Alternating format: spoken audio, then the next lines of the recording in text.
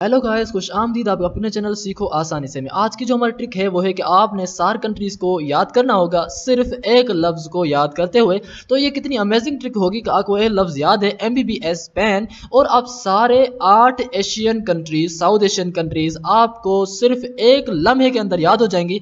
तो ये amazing trick है। तो चलो चलते हैं ट्रिक की तरफ। लेकिन ट्रिक से चलने से पहले हमारे लिए नाइंसाफ़ी होगी कि हम सार कंट्रीज तो पढ़ें लेकिन सार का शॉर्ट फॉर्म ना पढ़े। तो सार का शॉर्ट फॉर्म होता है south Asian association for regional cooperation. यहां भूल सकते हैं कि कोऑपरेशन है, कॉरपोरेशन नहीं है। कोऑपरेट का लफ्ज कोऑपरेशन से निकला हुआ है, ठीक है। तो इसका जो मिशन है वो है को प्रोमोट करना welfare of the people of the south Asia.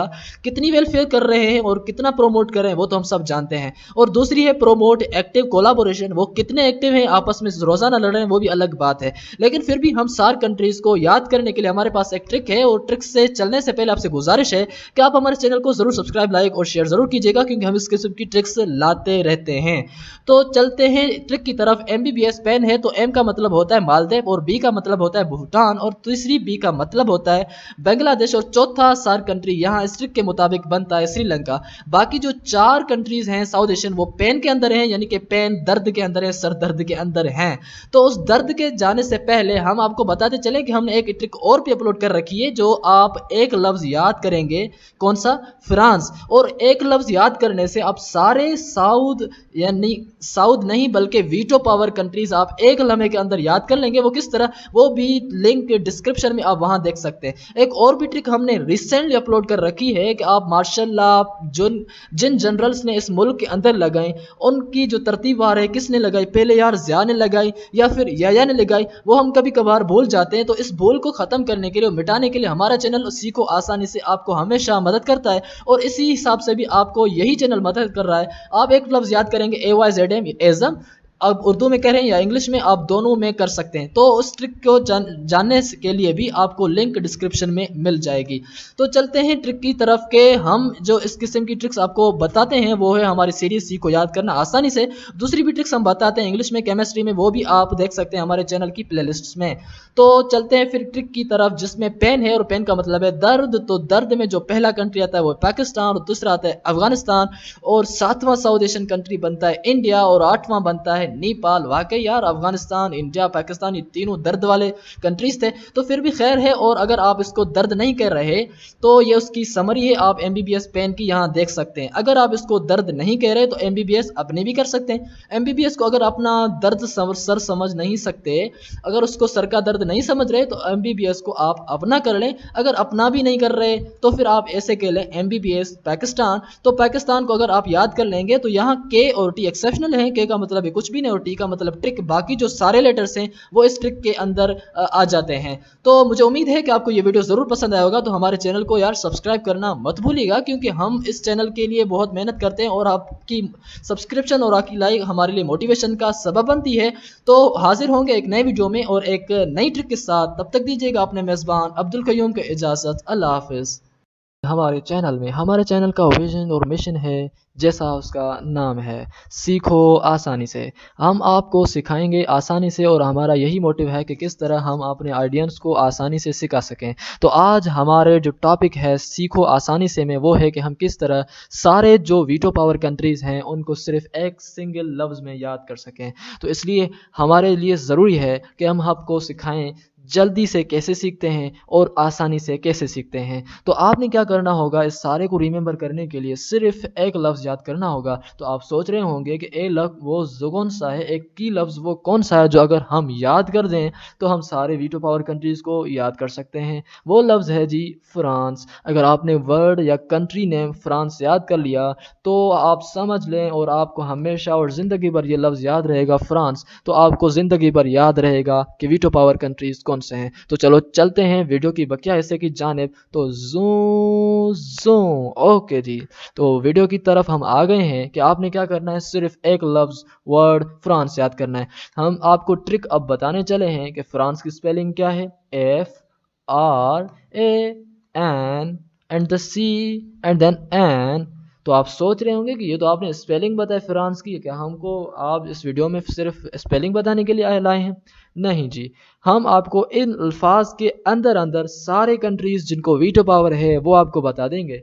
F का मतलब क्या है जी? फ्रांस है। अच्छा जी। आर का मतलब क्या है? रशिया है। ए का मतलब क्या है? अमेरिका। और सी का मतलब क्या है? चाइना। और ई का मतलब क्या है? इंग्लैंड। तो आप सोच रहे होंगे ये तो हमें समझ आ गया कि इंग्लैंड, चाइना, अमेरिका, रशिया और फ्रांस ये पांचों ममालिक वीटो पावर हैं, लेकिन व्हाट अबाउट द एन? क्या एन नीदरलैंड है या नॉर्थ अमेरिका है? दोनों नहीं है। आप सही हैं कि एन मीन्स नल। एन का मतलब है कोई भी नहीं, एन के अंदर कोई भी नहीं। आपने अगर लफ्ज फ्रांस याद कर लिया तो आपने सारे वीटो पावर कंट्रीज को याद कर लिया। मुबारक हो। अगर आपको ये वीडियो पसंद आया तो हम आपको सब्सक्राइब और लाइक करने के लिए नहीं कहेंगे, आप खुद ही कर देंगे। हेलो गाइस, खुश आमदीद आपके अपने चैनल सीखो आसानी से में। आसानी से सिखाना हमारा मिशन और विजन है। इसी तरह हम आज एक नई ट्रिक के साथ हाजिर हुए हैं कि who impose martial law in Pakistan, remember with secret trick just in a minute. आप एक लफ्ज में याद कर लेंगे। होगा क्या कि आपने सिर्फ एक लफ्ज याद करना होगा, एज़म। अगर उर्दू में तो यूं इस तरह एज़म, और अगर इंग्लिश में आप याद करने सकते हैं तो AYZM, एज़म। फिर भी एज़म ही बनता है। तो फिर किस तरह आप सारे मार्शल लॉ जनरल्स जिन्होंने मार्शल लॉ लगाई, हम कभी कभार भूल जाते हैं यार पहले याह्या ने लगाई थी या फिर ज़िया ने लगाई थी। तो इसी तरह अगर आप एक लफ्ज एज़म याद कर लेंगे तो आपको हमेशा और जिंदगी भर याद हो जाएगा। तो हमारे चैनल सीखो आसानी को आप हमेशा याद करेंगे कि उन्होंने हमें बताई थी ट्रिक। अगर उसके साथ हम याद कर लेंगे कि किस तरह से कौन सा जो मार्शल जनरल है वो पहले उसने मार्शल लॉ लगाई थी। तो चलते हैं फिर ट्रिक की तरफ। लेकिन ट्रिक से चलने से पहले आपको एक और बात बताता चलूं कि हम इस किस्म की बहुत सी ट्रिक्स और भी अपलोड कर चुके हैं, आप वो भी देख सकते हैं। तो एज़म में जो ए का मतलब क्या है, वाई का मतलब तो याह्या होता है, जेड का मतलब क्या होता है, फिर उर्दू में या का मतलब तो याह्या है, अलिफ का मतलब क्या होता है, ज़ा का मतलब क्या होता है, मीम का मतलब क्या होता है, वो भी देखते हैं। लेकिन उससे पहले आपको बताता चलूं कि वीटो पावर कंट्रीज को किस तरह याद करें। एक लफ्ज फ्रांस याद करके आप सारे याद कर सकते हैं, वो किस तरह, वो भी लिंक डिस्क्रिप्शन में है। साउथ एशियन कंट्रीज को एक लफ्ज MBBS पेन याद करके किस तरह सारे कंट्रीज याद कर सकते हैं, वो किस तरह, वो भी लिंक डिस्क्रिप्शन में, आप वहां से देख सकते हैं। लेकिन जो इस किस्म की हम ट्रिक्स बताते हैं वो हमारे चैनल की सीरीज है सीखो याद करना। हम इस चैनल में केमिस्ट्री भी सिखाते हैं, इंग्लिश भी सिखाते हैं और दूसरे इलेक्ट्रॉनिक के सब्जेक्ट भी और यूट्यूब टिप्स भी देते हैं, लेकिन वो भी इसी किस्म की ट्रिक्स के साथ। वो किस तरह, वो भी आप अगर इंटरेस्टेड हैं तो प्लेलिस्ट में देख सकते हैं। तो ट्रिक की तरफ चले हैं हम। आपने एक लफ्ज याद किया है एज़म, यानी कि AYZM। तो ए का मतलब होता है जनरल अयूब खान, वा का मतलब होता है याह्या खान, और जेड का मतलब है जनरल ज़ियाउल हक, और एम का मतलब होता है जनरल मुशर्रफ, जो अभी रिसेंटली हुई थी। उसके बाद अभी मार्शल लॉ नहीं लगी। उम्मीद है कि अब पाकिस्तान में और मार्शल लॉ नहीं लगेगी। वैसे भी पाकिस्तान की जो आधी जिंदगी है वो इन मार्शल लॉ ने गुजार दी है। तो फिर मुझे उम्मीद है कि ये जो समरी आपके सामने है, ए का मतलब अयूब, वाई का मतलब याह्या, और जेड का मतलब ज़ियाउल हक जनरल, और एम का मतलब मुशर्रफ खान जनरल साहब है, वैसे वैसे ठीक है। मुझे उम्मीद है कि आपको ये ट्रिक उर्दू में भी पसंद आ जाएगी। तो अलिफ का मतलब होता है अयूब, या का मतलब होता है याह्या, और ज़ा का मतलब होता है ज़िया, और मीम का मतलब होता है मुशर्रफ। तो एज़म एक लफ्ज याद करने से आपको सारी जो है वो जनरल्स जिन्होंने मार्शल लॉ लगाई पाकिस्तान में वो याद हो जाएंगे। मुझे उम्मीद है कि आप इस ट्रिक के बाद हमारे चैनल को जरूर सब्सक्राइब, लाइक और शेयर करेंगे, क्योंकि हम इस किस्म की ट्रिक्स लाते रहते हैं। तो आपकी सब्सक्रिप्शन और लाइक हमारे लिए मोटिवेशन का सबब बनती है। तो हाजिर होंगे एक नए वीडियो में एक नई ट्रिक के साथ। तब तक दीजिएगा अपने मेजबान अब्दुल कयूम को इजाजत। अल्लाह हाफिज। हमारे चैनल सीखो आसानी से में, जैसा कि आप समझते हैं और जानते हैं कि इसका जो विजन और मिशन है वो है आसानी से समझाना और सिखाना। तो आज हमारे पास ट्रिक ये है कि लूज जो इलेक्ट्रॉन का रे एलिमेंट, उस पे चार्ज कौन सी होती है, वो पॉजिटिव होती है, लेकिन हमको याद भी होती है, फिर हम कभी कभार भूल जाते हैं। और उस भूल को कवर करने के लिए और उस भूल को मिटाने के लिए और वो ऐसी चीज़ और ऐसी ट्रिक सुनने के लिए कि हमें हमेशा याद रहे, ये आपका जो वीडियो है वो बहुत बड़ा अहमियत दिखाने वाला है। आपको ये वीडियो बहुत पसंद आएगा, क्योंकि इसके अंदर हम वो ट्रिक्स बताएंगे, ये जो आप ट्रिक्स स्क्रीन पर देख रहे हैं, इसके अलावा 2 ट्रिक्स और हैं, वो हम आपको बताएंगे। वो ट्रिक्स आपको हमेशा याद रहेंगी। तो चलो चलते हैं ट्रिक की जानिब के। लूज जो एलिमेंट कोई चार्ज लूज करे, इलेक्ट्रॉन लूज करे, तो उस पर चार्ज कौन सी होती है, पॉजिटिव होती है, क्योंकि OS लूज के अंदर भी है और OS पॉजिटिव के अंदर भी है। तो लूज चार्ज करने वाला या लूज इलेक्ट्रॉन करने वाले पर चार्ज पॉजिटिव होती है। ये अगर आपको दिमाग में है और आपने इसका लॉजिक बिठा दिया तो आप कभी भी नहीं भूलेंगे कि लूज एलिमेंट करने वाले पर चार्ज कौन सी होती है। तो फिर गेन के अंदर आप देख लें तो गेन की जो एन है वो एन का मतलब है नेगेटिव।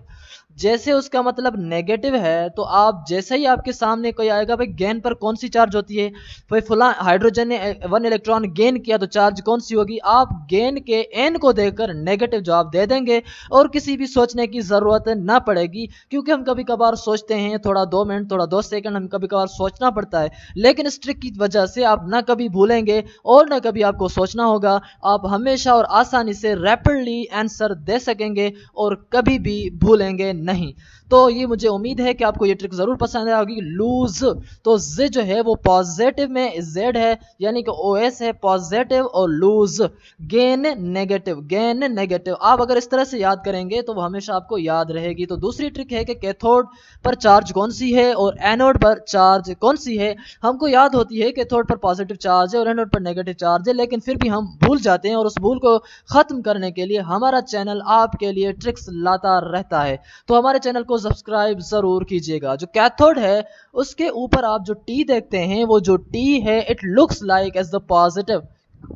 ये जो आप टी देख रहे हैं इस जगह टी जो है एक पॉजिटिव शक्ल की दिख रही है, तो इसका मतलब है कैथोड के अंदर लफ्जों में ही आपने कैथोड बता दिया कि मेरे ऊपर पॉजिटिव चार्ज है, यानी कि कैथोड खुद बोल रहा है कि मेरे ऊपर पॉजिटिव चार्ज है, और एनोड जो है वो भी खुद बोल रहा है कि मेरे अंदर एन है, तो एन का मतलब नेगेटिव है, इसलिए एनोड पर चार्ज नेगेटिव होती है। अगर आपने इस लॉजिक को अपने दिमाग में सेट कर दिया तो मुझे उम्मीद है कि आप जिंदगी भर नहीं भूलेंगे। मैंने केमिस्ट्री 10 साल पहले पढ़ी थी, और आज मैं अगर केमिस्ट्री को कुछ ना कुछ याद करने पर बैठा हूं तो सिर्फ इन ट्रिक्स की वजह से ही मुझे याद है। जो मुझे केमिस्ट्री याद है वो सिर्फ इन ट्रिक्स की वजह से ही याद है। बाकी केमिस्ट्री हो सकता है अल्लाह अल्लाह खैर सलाह हो जाए, लेकिन अब इस ट्रिक्स को यूज करके आप जिंदगी भर इन ट्रिक्स को याद कर सकते हैं और अपने प्यारों को और अपने दोस्तों में इसको शेयर भी कर सकते हैं। तो तीसरी ट्रिक है कि कैटाइन पर चार्ज कौन सी होती है और एनाइन पर चार्ज कौन सी होती है। यह भी थोड़ी अमेजिंग है। आप देख सकते हैं कि एनाइन के अंदर 2 एन हैं, 2 एन का मतलब है 2 नेगेटिव हैं,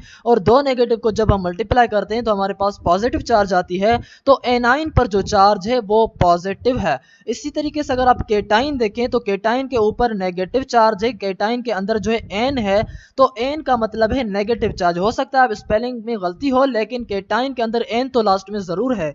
तो एन का जो एन है वो नेगेटिव में है, तो केटाइन का मतलब है नेगेटिव और एनाइन का मतलब है पॉजिटिव। एनाइन पर पॉजिटिव चार्ज होती है, तो आप देख सकते हैं डबल एन है और डबल एन का मतलब है डबल नेगेटिव, और 2 नेगेटिव को मल्टीप्लाई करें तो आपको पॉजिटिव चार्ज मिलती है। मुझे उम्मीद है कि आपको ये वीडियो जरूर पसंद आया होगा। अगर पसंद आया है तो अपने दोस्तों में, और जो बेसिक अपने आपके फ्रेंड्स और दोस्त और भाई पढ़ रहे हैं उनको ये जरूर शेयर कीजिएगा, क्योंकि बेसिक पढ़ने वालों को ये सबसे ज्यादा मुश्किल होती है। आप हाजिर होंगे न्यू वीडियो में एक न्यू ट्रिक के साथ, तब तक दीजिएगा इजाजत, अल्लाह। हेलो गाइस, खुश आमदीद। तो आज हमारा सवाल है कि कार्बन के 12 ग्राम हो, चाहे शुगर की 342 ग्राम हो, या कि बेंजीन के 78 ग्राम हो, या फिर कैल्शियम कार्बोनेट के 100 ग्राम हो, वो सारे के सारे बराबर होते हैं 1 मोल के। तो इसके पीछे लॉजिक और रीज़न क्या है? तो लॉजिक और रीज़न बताने से पहले मैं आपसे गुजारिश करूंगा सिर्फ एक शर्त पर, अगर आपको ये वीडियो लास्ट तक पसंद आए और आपको ये सवाल समझ आए तो फिर हमारे चैनल को लाइक और सब्सक्राइब ज़रूर करना, और अगर ना आए तो फिर आपकी मर्ज़ी है। तो इस सवाल के जवाब को समझने के लिए हमें ज़रूरी है कि हम इसकी डेफिनेशन जो है पहले समझ लें। वो डेफिनेशन यूँ है कि जब आपके पास एक एटॉमिक मास है, या आपके पास एक मॉलिक्यूलर मास है, या फिर फार्मूला मास है, अगर उसको आप ग्राम्स में एक्सप्रेस करते हैं यानी कि लिखते हैं, तो वो 1 मोल के बराबर हो जाएगा। तो चलो चलते हैं आंसर की तरफ। ये एग्जांपल्स हैं आपके सामने कि हाइड्रोजन का एक जो है एटॉमिक मास है, अगर उसके साथ ये लाल रंगों में लिखा हुआ है ग्राम, अगर उस एक एटॉमिक मास के साथ हम ग्राम लिखेंगे तो वो 1 मोल के बराबर हो जाएगा। C12H22O11 जो है वो 342 ग्राम के बराबर है। अगर वो एक ग्राम्स में लिखेंगे 342, इसका जो है वो फार्मूला मास है, अगर उसको हम ग्राम्स में लिखेंगे तो वो 1 मोल के बराबर हो जाएगा। अगर C6H6 का जो 78 है वो मॉलिक्यूलर मास हमने ग्राम में लिखा तो वो 1 मोल के बराबर हो गया। बल्कि आप जितना वैल्यू बढ़ाओ, जितना आपके पास वैल्यू छोटा है या बड़ा है, लेकिन 1 मोल के बराबर ज़रूर है। तो आप सोचेंगे बड़ा हो या छोटा हो, मोल एक ही के बराबर है। इसके पीछे जो है वो केमिस्ट्री का एक लॉजिक है, तो आप उस लॉजिक को आप समझें कि अगर फ़र्ज़ करें, सपोज़ करें कि आपके पास जो हैं वो 2 रजिस्टर हैं, वो बड़े रजिस्टर हैं। वो 2 रजिस्टर आप जब तराजू में रखते हैं तो वो 1 किलो के बराबर हो जाते हैं, और दूसरी जानिब आपके पास जो हैं वो 10 जो हैं पेंस के डब्बे हैं। अगर 10 पेंस के डब्बे आप तराजू में रखते हैं तो वो जो हैं 1 किलो के बराबर हो जाते हैं। तीसरी तरफ आपके पास 100 जो हैं वो क्या हैं जी, रबड़ हैं। अगर 100 रबड़ आप तराजू में रखते हैं तो वो 1 किलो के बराबर हो जाते हैं। जिस तरह 100 रबड़ 1 किलो के बराबर थे, जिस तरह 10 डब्बे पेंस के 1 किलो के बराबर थे, जिस तरह 2 बड़े रजिस्टर 1 किलो के बराबर थे, इसी तरह हाइड्रोजन का 1 ग्राम भी 1 मोल के बराबर है, 12 ग्राम कार्बन भी 1 मोल के बराबर है, 18 ग्राम वाटर के भी 1 मोल के बराबर हैं, 342 ग्राम भी शुगर के 1 मोल के बराबर हैं। फिर आपके पास ये अब सवाल समझ आ गया होगा। उम्मीद है कि आपने ये सवाल समझ लिया। अगर समझ आ गया है तो सब्सक्राइब और लाइक चैनल सीखो आसानी से में। इस सीरीज में आज का जो टॉपिक है वो है Avogadro number. Easily understanding method हम आपको बताएंगे और सीखो आसानी सी की जानिब से हमारा विजन और मिशन यही है। तो एवागेड्रो नंबर की जो सिंबल है वो है Na। तो आप देख सकते हैं कि उसकी जो सिंबल है वो कुछ इस तरह है। अगर इस तरह है तो आपने लिखनी भी इस तरह ही है। अगर आप लिखेंगे इस तरह तो वो होगी गलत, अगर आप लिखेंगे इस तरह वो भी होगी गलत, और अगर आप इस तरह लिखेंगे वो भी होगी गलत। तो आप पूछेंगे कि भाई सही जो सिंबल है वो कौन सी है? तो सही सिंबल इसकी ये है कि एन आप कैपिटल में लिखें, ए भी कैपिटल में लिखें, लेकिन ए जो है वो सब स्क्रिप्ट में हो। तो सिंबल की डेफिनेशन आपने और उसका जो तरीका है वो आपने पढ़ लिया। तो अब चलते हैं एवागेड्रो नंबर की डेफिनेशन की जानिब। वो ये है कि कोई भी सब्सटेंस हो, उसका 1 मोल हो और उस 1 मोल के अंदर जो कांस्टेंट या डेफिनेट तादाद हो पार्टिकल्स का, हम उसको कहते हैं वो एवागेड्रो नंबर है। यानी कि एक खास तादाद, एक कांस्टेंट तादाद पार्टिकल्स का जो मौजूद हो 1 मोल के अंदर, चाहे वो 1 मोल किसी भी सब्सटेंस का हो, ऐसे पार्टिकल्स को जो इस 1 मोल के अंदर मौजूद हैं तो हम उनको कहते हैं एवागेड्रो नंबर। तो एवागेड्रो नंबर जब 1 मोल के बराबर हो तो उसके पार्टिकल्स होते हैं। तो 1 मोल किसके बराबर होता है? 6.02 इंटू 10⁻23 पार्टिकल्स। कभी कभार हम इनको मॉलिक्यूल्स भी कहते हैं। इस सेम ही वैल्यू को कभी कभार हम एटम्स भी कहते हैं, और इस सेम वैल्यू को हम कभी कभार आयंस भी कहते हैं। तो आयंस हम कब कहते हैं, एटम्स हम कब कहते हैं, और मॉलिक्यूल्स हम कब कहते हैं, उसको तफसील से जानने के लिए इस वीडियो में अभी ही बताएंगे। तो सिंपल डिटेल जो है, कार्बन के 12 ग्राम 1 मोल के बराबर हैं, और 1 मोल जो है वो 6.02 इंटू 10⁻23 एटम्स या पार्टिकल्स लिखे हैं हमने। तो उसकी वजह यह है कि 6.02 इंटू 10⁻23 एटम्स हैं। वो वैल्यू कार्बन जो है वो खुद एटम है, तो इसके अंदर जो पार्टिकल्स होंगे वो भी एटम्स ही होंगे।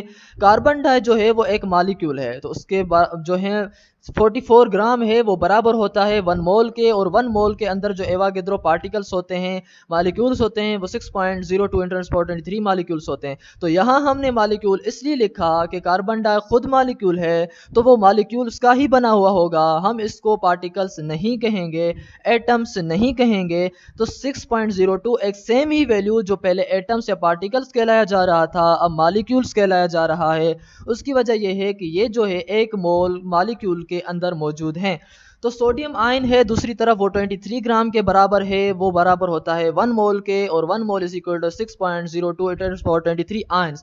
अब हमने यहाँ आयंस इसलिए लिखे हैं कि एक सोडियम आयन के अंदर आयंस ही होंगे, ना कि उसके अंदर पार्टिकल्स, ना कि उसके अंदर मॉलिक्यूल्स होंगे। तो जिसके अंदर जिस किस्म की चीज़ मौजूद होगी, हम उस चीज़ वैल्यू के साथ हम वो जो है लिखेंगे। मसलन आयन होगा तो हम आयन लिखेंगे, मॉलिक्यूल होगा तो मॉलिक्यूल। अब यहाँ आप सोच रहे होंगे कि 1 मोल, यहाँ एक सवाल पैदा होता है कि कार्बन का 12 ग्राम भी 1 मोल के बराबर, कार्बन डाई के 44 ग्राम भी 1 मोल के बराबर, और सोडियम आयन के 23 ग्राम भी 1 मोल के बराबर। तो ये कौन सी मजाक है? इस मजाक और इस लॉजिक को समझने के लिए हमारे दूसरे वीडियो में ज़रूर देखिएगा। वो वीडियो आपको यहाँ डिस्क्रिप्शन में उसकी लिंक मिल जाएगी। वो ये वीडियो ये है कि कार्बन के 12 ग्राम भी 1 मोल के बराबर हैं, और शुगर के 342 ग्राम भी 1 मोल के बराबर हैं। उसका रीज़न क्या है वो जानने के लिए हमारे वीडियो डिस्क्रिप्शन में है, उसको ज़रूर लाइक और शेयर और सब्सक्राइब ज़रूर कीजिएगा, और उसको देखिएगा और अपने कॉन्सेप्ट क्लियर कीजिएगा।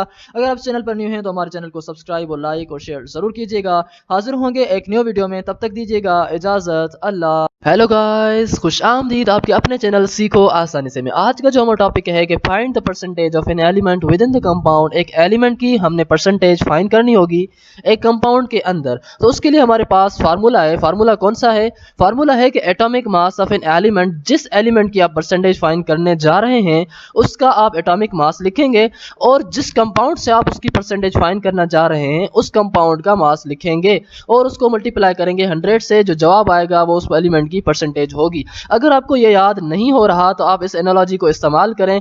वो ये है कि मसलन आपको पास जो है वो याद होगा परसेंटेज मार्क्स की फाइंड करना। आप मार्क्स की परसेंटेज किस तरह फाइंड कर रहे हैं कि marks obtained divided by total marks multiply by 100। तो यहाँ आप लिखेंगे जो मार्क्स हैं, जो आज जिस एलिमेंट की आप परसेंटेज फाइंड करने जा रहे हैं उसका एटॉमिक मास, और टोटल मास की जगह total mass of the compound. तो मुझे उम्मीद है कि आप हमारे चैनल को सब्सक्राइब, लाइक और शेयर जरूर करेंगे। तो चलो चलते हैं उसके एग्जांपल की तरफ कि percentage of the hydrogen in H2O क्या होगी। मतलब कि आप परसेंटेज फाइंड करने जा रहे हैं हाइड्रोजन की with in the H2O। H2O के अंदर आप परसेंटेज किसकी फाइंड करने जा रहे हैं जी? हाइड्रोजन की। तो H2O आपका कंपाउंड हुआ और हाइड्रोजन जो आपकी एलिमेंट हुई। तो एलिमेंट का एटॉमिक मास आप ऊपर लिखेंगे, कंपाउंड का एटॉमिक मास आप नीचे लिखेंगे। कंपाउंड मॉलिक्यूलर मास लिखेंगे कंपाउंड का, एलिमेंट का एटॉमिक मास लिखेंगे। तो सबसे पहले हम जाते हैं फार्मूले में इस वैल्यू को पुट करने। तो हमने लिखा है हाइड्रोजन का एटॉमिक मास 2 है और कंपाउंड वाटर का एटॉमिक मास 18 है। ये किस तरह, ये आप यहाँ से देख सकते हैं कि हाइड्रोजन का एटॉमिक मास वैसे तो 1 होता है, हम जानते हैं, लेकिन इस वाटर के अंदर जो हाइड्रोजन है वो 2 हैं, H2O। तो 2 यानी कि हाइड्रोजन, अब यहाँ भी देख सकते हैं कि H2O ऑक्सीजन 1 है, हाइड्रोजन 2 है। हाइड्रोजन 1 का एटॉमिक मास 1 है और 2 का होगा 2। तो 2 को 1 से मल्टीप्लाई करें तो हमारा जवाब आएगा 1। यानी कि वाटर के अंदर जो हाइड्रोजन है वो 2 हैं, इसी वजह से हमने यहाँ आप देख सकते हैं लिखा 2। तो नीचे लिखेंगे atomic mass of the compound. Compound जो है वाटर है और वाटर का जो कंपाउंड के जो टोटल मॉलिक्यूलर मास है वो 18 है। वो किस तरह, वो आप यहाँ से देख सकते हैं 18 यानी कि 2 जो है हाइड्रोजन का एटॉमिक मास, और यहाँ से 2 है हाइड्रोजन एटॉमिक मास हाइड्रोजन का और 16 है ऑक्सीजन का। 16 + 2 = 18। तो 18 जो होगा एटॉमिक मास यानी कि मॉलिक्यूलर मास होगा किसका? वाटर का। तो 2/18 को लिखेंगे और मल्टीप्लाई करेंगे 100 से। तो जो हमारे पास जवाब आएगा वही जवाब हमारा परसेंटेज में होगा। ये जो जवाब है हमारा 11.11 है। तो ये 11.11% हाइड्रोजन मौजूद है वाटर के अंदर। तो अगर हमको कहा जाए कि आप ऑक्सीजन की फाइंड करें तो हम किस तरह फाइंड करेंगे? ऑक्सीजन का एटॉमिक मास कितना है? 16, और ऑक्सीजन यहाँ कितनी है? 1 है। तो 16 × 1 = 16 आल्सो। तो 18 से हम उसको डिवाइड करेंगे और multiply by 100 = 88.88। This is the answer of this. तो इसका मतलब ये हुआ कि जो परसेंटेज है हाइड्रोजन एलिमेंट की with in the compound water, that is 11.11, और जो परसेंटेज है ऑक्सीजन की वो with in the compound water वो है 88.88%। और इसको याद करना भी इजी है, हाइड्रोजन 11.11 और ऑक्सीजन 88.88। तो दूसरे एग्जांपल की तरफ चलते हैं। वो है कि परसेंटेज हमने कार्बन की फाइंड करनी है, लेकिन कहाँ? कार्बन की परसेंटेज कहाँ फाइंड करनी है? सबसे पहले हम वो जानेंगे भाई C6H6 यानी कि बेंजीन के अंदर फाइंड करनी है। तो वैसे तो कार्बन एलिमेंट का जो एटॉमिक मास है वो तो 12 है, हम जानते हैं ये सब, लेकिन कार्बन जो बेंजीन के अंदर मौजूद हैं वो 6 हैं। तो टोटल 6 को मल्टीप्लाई करेंगे हम 12 से, तो टोटल एटॉमिक मास हो जाएगा 72।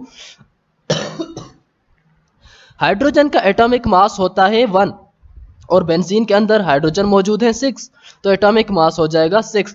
और यूं बेंजीन C6H6 बराबर हो जाता है 78 के, क्योंकि 72 होंगे कार्बन के और 6 होंगे हाइड्रोजन के। तो उन दोनों को प्लस करेंगे तो हमारे पास जो होगा वो 78 जवाब आएगा।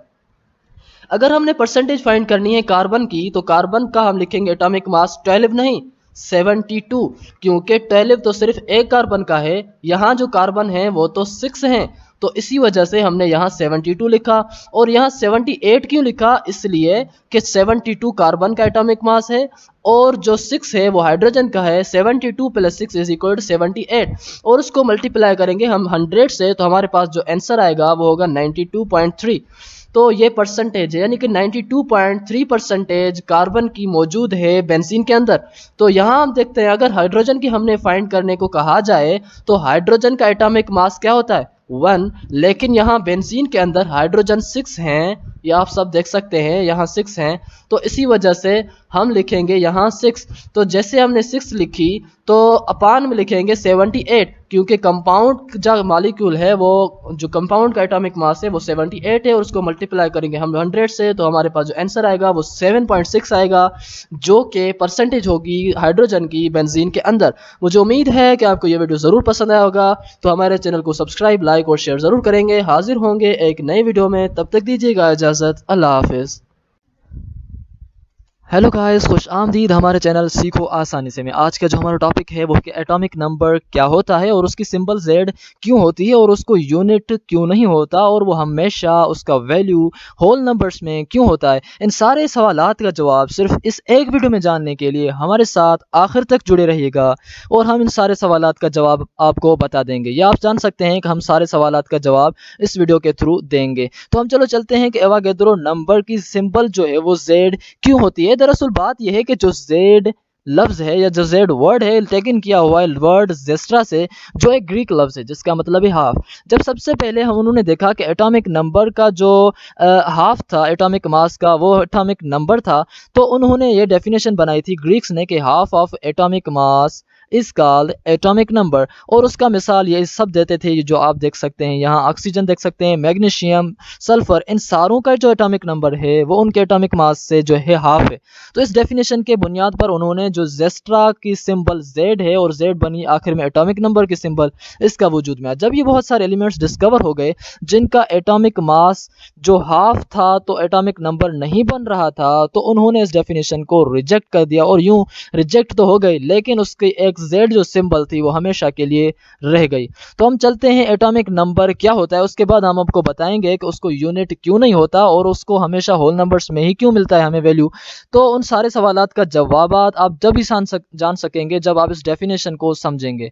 तो जो नंबर ऑफ प्रोटॉन्स होते हैं जब प्रेजेंट हो न्यूक्लियस में, जो न्यूक्लियस में तादाद होता है प्रोटॉन्स का एक एटम के अंदर, हम उसको कहते हैं एटॉमिक नंबर।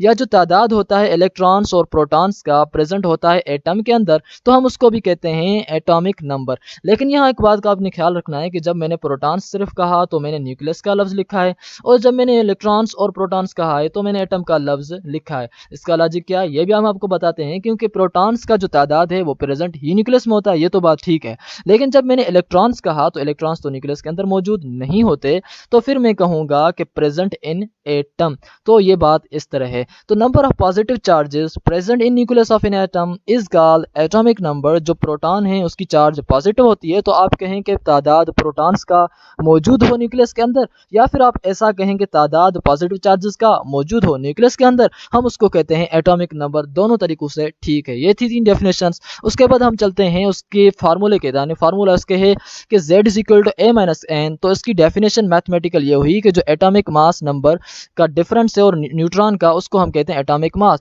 यानी कि आपके पास एटॉमिक मास मिला हुआ हो और उस एटॉमिक मास से आप नंबर ऑफ न्यूट्रॉन्स कट करें तो आपको जो वैल्यू मिलेगा दरअसल वो आपका नंबर ऑफ एटॉमिक नंबर होगा। ये आप एग्जांपल यहाँ देख सकते हैं।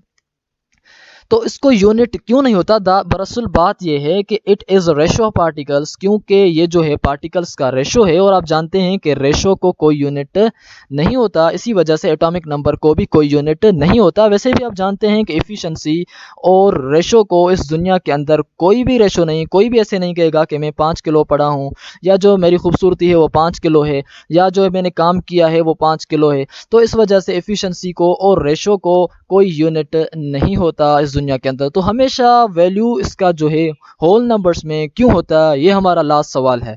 तो एटॉमिक नंबर वो एक खास प्रॉपर्टी है एलिमेंट की जो एटॉमिक नंबर की है, जिसमें कोई भी जो वैल्यू है वो हमेशा फाउंड किया जाता है होल नंबर्स में, because it's the number of protons. ये जो तादाद है प्रोटॉन्स का, इसकी जो डेफिनेशन है वो ये है कि protons present in nucleus and they can not be halved, और उनको हम हाफ नहीं कर सकते, क्योंकि एटॉमिक नंबर की डेफिनेशन ही यही है कि जो तादाद हो जो है किनका, प्रोटॉन्स का, न्यूक्लियस के अंदर जितना तादाद होगा प्रोटॉन्स का उतना होगा नंबर एटॉमिक नंबर का। जो तादाद प्रोटॉन्स का आधा होगा ही नहीं तो एटॉमिक नंबर आधा कैसे होगा और पॉइंट्स में कैसे आएगा। मुझे उम्मीद है कि आप अगर इस चैनल पर न्यू हैं तो हमारे चैनल को ज़रूर सब्सक्राइब, लाइक और शेयर करेंगे। हाजिर होंगे एक न्यू वीडियो में, तब तक दीजिएगा इजाज़त। अल्लाह हाफिज़। खुश आमदीद तव्हांजे पंहिंजे चैनल सीखो आसानी से में। इन चैनल जो विजन ऐं मिशन आहे आसानी सां सेखारणु, चाहे उहा तारीख़ हुजे, चाहे उहे सब्जेक्ट्स हुजनि, चाहे ॿिए के दुनिया जो कोई बि टॉपिक हुजे। लेकिन असां हिकु सीरीज़ शुरू कईसीं जंहिंमें मुख़्तलिफ़ शहरनि जा नाला ऐं उन्हनि जे ओरिजिन मुताबिक़ त नाला उन्हनि शहरनि जा कीअं पिया उहो ॿुधाईंदासीं। हिन वीडियो जे अंदरि असां तव्हांखे ॿुधाईंदासीं त नालो दादू शहर जो कंहिं शख़्स जे पुठियां पियो ऐं कंहिं शख़्स हिन दादू शहर जेको हिन वक़्तु मौजूदु आहे उनखे आबाद थियण जे लाइ शुरूआत में ज़मीन ॾिनी। ऐं इहो बि ॿुधाईंदासीं ऐं इन राज़ तां पर्दो फाश कंदासीं त दादू शहर जो कीअं अॼो ऐं हिन वक़्त जे माण्हुनि जो पूरो अहवालु जेको जंहिं किताब में लिखियलु आहे उहो किताब पाकिस्तान जे अंदरि मौजूदु न आहे, उहो किताब दुनिया जी कहिड़ी बहितरीन म्यूज़ियम में मौजूदु आहे, उहा ॻाल्हि असां तव्हांखे हिन वीडियो जे शुरूआत में न बल्कि आख़िर में ॿुधाईंदासीं। ऐं शहानी पाड़ो, जगत आबाद मोहल्लो, जुड़ियल शाह मार्केट, निज़ाम बाज़ार, इन्हनि सभिनी जे नाला कीअं पिया उहे बि असां हिन बिल्कुलु शॉर्ट वीडियो जे अंदरि शॉर्ट लफ़्ज़नि में मुख़्तसिर असां तव्हांखे सॼो ॿुधाए वेंदासीं। लेकिन चलो हलूं था वीडियो जी तरफ़। वीडियो जे हलण खां पहिरियां तव्हांखे गुज़ारिश आहे तव्हां असांजे चैनल खे सब्सक्राइब, लाइक ऐं शेयर ज़रूरु कंदा ऐं जेको बि दादू वासी हुजे उन में इन वीडियो खे ज़रूरु शेयर कंदा। दादू सिंध जो मशहूर शहर आहे। दादू ज़िलो 1931 ईस्वी में कराची खां धार ज़िलो ठहियो। इन शहर जे आबाद थियण जा मुख़्तलिफ़ राय मिलनि था। घणनि जो ख़्यालु आहे त दादूअ ते नालो सैयद दादन शाह जे नाले पोयां पियो आहे, लेकिन पहिरियां इन ॻोठ जी हूंदो हो ऐं किथे हूंदो हुन जो अहवालु हीउ आहे त दादन शाह जो ॻोठ दादू मोरो रोड जे ॾखण तरफ़ खां ॻोठ लुंड जे उभरंदे तरफ़ कच्चे जी देह चोई में मौजूदु शहर खां 5 किलोमीटर उभरंदे पासे हो। जॾहिं हिन ॻोठ खे दरियाह पाए वियो त दादन शाह कोराइन ऐं मस्तोइन जे भर में ॻोठ वधायो जेको थोरे अरसे में शहर जी सूरत अख़्तियार करे वियो। ईअं दादू जो शहर अचे थो पियो। लेकिन अॻिते हली दादन शाह जॾहिं वफ़ात करे वियो ऐं संदसि पीढ़ीअ मां सैयद जी अंदर शाह मीरनि जे आख़िरी दौर में हिन वक़्त जे शहर दादो खे पंहिंजी ज़ाती 50 एकड़ ज़मीन शहर लाइ वक़्फ़ करे ॻोठ जे माण्हुनि खे आबाद कयो। सैयद जियंदर शाह चाणनि जे मुहले अॻियां पंहिंजो कुशादो कोट अॾायो ऐं उन कोट में 1843 ईस्वी दौरान अंग्रेज़नि ऐं मीरनि जे जंग सबबि हितां जूं हिंदू तोड़े मुस्लिम औरतूं पनाह वठी वेठियूं हूंदियूं हुयूं। 1858 ईस्वी धारे अंग्रेज़ हुकूमत जे तरफ़ां हिकु सूबेदार सीताराम शहर जो इंतज़ाम संभालण लाइ मुक़ररु थियो। हिन वक़्त जंहिं जॻह ते रेलवे स्टेशन आहे उन जाइ ते अव्वल मीरनि जे वक़्त में सरकारी ऑफिस हूंदी हुई जिते अवाम जा कमकार थींदा हुआ। बाद में अंग्रेज़नि उन ऑफिस खे ड्राहे 1899 ईस्वी में रेलवे स्टेशन ठाही। 1899 ईस्वी ते धारे दादू दोदो कोटड़ी रुक स्टेशन ताईं रेलवे लाइन विछाई वई। उहो मनसूबो इंग्लैंड जे सरमाएदारनि खे 5 लख रुपयनि जे ठीके में ॾिनो वियो। दादू ज़िलो उन जे अंदरि मुख़्तलिफ़ नालनि सां पाड़ा मशहूर आहिनि, जीअं शाहानी पाड़ो आहे, मोदर शाहवानी पाड़ो हिंदुनि जे नाले सां सॾिजे थो। जगत आबाद मोहल्लो, राय बहादुर जगत सिंह हिन वक़्त जेको कलेक्टर हुयो उन जे नाले सां सॾिजे थो। जुड़ल शाह मार्केट जुड़ल शाह जे नाले सां क़ाइमु आहे। निज़ाम बाज़ार निज़ामुद्दीन मेमण जे नाले मौजूदु आहे। नौ चौक जेको 1955 ईस्वी खां ठहियो उहा मुख्य बाज़ार आहे। नोट हिकु ॻाल्हि कंदा अवां त दादू शहर कीअं अॼो ऐं शहर जे माण्हुनि जो अहवाल पूरो जो पूरो कंहिं किताब में कलमबंद थियल आहे। उन जो राज़ असां अवां सां शेयर कंदा हलूं। उहो नुस्ख़ो ब्रिटिश म्यूज़ियम लाइब्रेरी लंडन में मौजूदु आहे ऐं अव्हांखे घुर्जे ऐं अगरि अव्हां दादू जी हिस्ट्री जे मुतालिक़ कुझु लिखणु चाहियो था त हिन किताब जी ज़रूरु खोजना कजो ऐं हिन किताब जे मुतालिक़ दादू जी हिस्ट्री ज़रूरु लिखजो, छो त उन जे अंदरि मुकमल हिस्ट्री कलमबंद आहे। अगरि अव्हांखे वीडियो पसंदि आयो हुजे त जेके बि दादू वासी हुजनि उन्हनि में हिन वीडियो खे ज़रूरु शेयर कंदा, लाइक ऐं सब्सक्राइब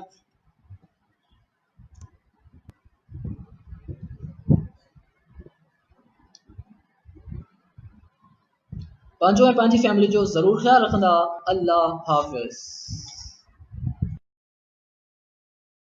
सिग्निफिकेंट फिगर्स क्या होते हैं? सिग्निफिकेंट फिगर्स दरअसल हम उनको रिलायबल डिजिट्स भी कहते हैं। अगर हम उनको रिलायबल डिजिट्स कहते हैं तो सिग्निफिकेंट फिगर की मीनिंग क्या है? सिग्निफिकेंट मतलब है इम्पॉर्टेंट और फिगर का मतलब है डिजिट या नंबर। तो डिजिट या नंबर दरअसल एक काउंटिंग यूनिट होता है मेजरमेंट का, यानी कि जो भी बेसिक यूनिट होता है मेजरमेंट का हम उसको कहते हैं डिजिट। तो टाइप्स होते हैं डिजिट्स के दो, एक होते हैं नॉन जीरो डिजिट्स और दूसरा होता है जीरो डिजिट। अब जीरो डिजिट में zero is itself a zero digit. Non zero digits में हमारे पास 1 से लेकर 9 तक सारे नॉन जीरो डिजिट्स होते हैं। अब इन दो डिजिट्स के बुनियाद पर हमारे पास सिग्निफिकेंट फिगर्स के रूल्स होते हैं। तो रूल्स पढ़ने से पहले हमारे लिए ज़रूरी है कि हम उसकी डेफिनेशन पढ़ें। वो डेफिनेशन ये है कि जो रिलायबल डिजिट्स या ऐसे रिलायबल डिजिट्स जो मेजरमेंट के अंदर किसी भी डिजिट की इंपॉर्टेंस जाहिर करें, मेजरमेंट के अंदर डिजिट्स इंपॉर्टेंस जाहिर करें, तो हम उनको कहते हैं सिग्निफिकेंट फिगर। या ऐसे डिजिट या ऐसे नंबर जो मेजरमेंट के अंदर आपकी मेजरमेंट की इंपॉर्टेंस जाहिर करें, such numbers are called significant figures. तो रूल्स हैं सिग्निफिकेंट फिगर्स के 5। हम उनमें से सबसे पहला जो रूल है वो ये है कि जो भी नॉन जीरो डिजिट्स हैं हम उनको कहते हैं सिग्निफिकेंट फिगर्स। मसलन एग्जांपल ये है कि अगर 213433 जो हैं जितने भी नंबर्स हैं ये नॉन ज़ीरो डिजिट्स हैं, तो नॉन ज़ीरो डिजिट्स जो सिर्फ हों तो हम उनको कहेंगे ये सारे के सारे सिग्निफिकेंट फिगर्स हैं। ये 5 हैं तो 5 सिग्निफिकेंट फिगर्स, ये डिजिट्स 4 हैं तो 4 सिग्निफिकेंट फिगर्स। जो भी नॉन ज़ीरो डिजिट्स हैं वो सारे के सारे सिग्निफिकेंट फिगर्स हैं। तो अगर हम सिग्निफिकेंट फिगर्स में से EIGHT 8 सिग्निफिकेंट फिगर मैंने लिखा है, अगर मैं उसकी जगह 8 नंबर में सिग्निफिकेंट फिगर लिखूं जैसे यहाँ है, अगर 5 सिग्निफिकेंट FIVE की जगह मैं इस तरह लिखूं 5 सिग्निफिकेंट फिगर, या 4 FOUR के बजाय मैं 4 सिग्निफिकेंट फिगर इस तरह लिखूं, तो ये जो हैं गलत हैं। 8 सिग्निफिकेंट फिगर लफ्जों में लिखना EIGHT के बजाय वो भी गलत है, इस तरह लिखना वो भी गलत है, और इस तरह लिखना वो भी गलत है। जो सही है वो आपने ABC में लिखनी है, वो ठीक होते हैं। This is the rule for writing 8। मुझे उम्मीद है कि आपको ये जरूर चीज पसंद आई होगी। चलो चलते हैं रूल नंबर 2 की जानिब। रूल नंबर 2 है अगर जीरोस जो हैं वो लाई करें बिटवीन और among non zero, such zeros are called significant figures. अगर आपके जो हैं जीरोस लाई करें किन के बीच में, नॉन जीरो डिजिट्स के बीच में, नॉन जीरो डिजिट्स के बीच में अगर जीरोस लाई करें तो उस जीरोस को हम सिग्निफिकेंट फिगर्स कहते हैं। ये है एक रूल, ये आप देख सकते हैं एग्जांपल नंबर 2 में। दूर से बाहर से जो सारे नॉन जीरो हैं, बाहर से इधर भी नॉन जीरो हैं, लेकिन बीच में जीरो डिजिट्स हैं, तो हम उन जीरो डिजिट्स को काउंट करेंगे एज अ सिग्निफिकेंट फिगर। मसलन 2016 में 16 लास्ट में है और 2 बीच में, 2 बाहर में, बीच में जो जीरो है वो zero as a significant figure count किया जाएगा। तो जीरो के साथ 3 और हैं तो 4 सिग्निफिकेंट फिगर हो जाएंगे। तो रूल नंबर 3 है कि अगर जीरोस लाई करें at the left side of the decimal point, एक तो शर्त ये है, दूसरी ये है कि मेजरमेंट हो लेस देन 1, मेजरमेंट भी लेस देन 1 हो और जीरो लाई करे left hand side of the decimal point पर, तो इस कंडीशन में वो सिग्निफिकेंट फिगर्स नहीं कहलाएंगे।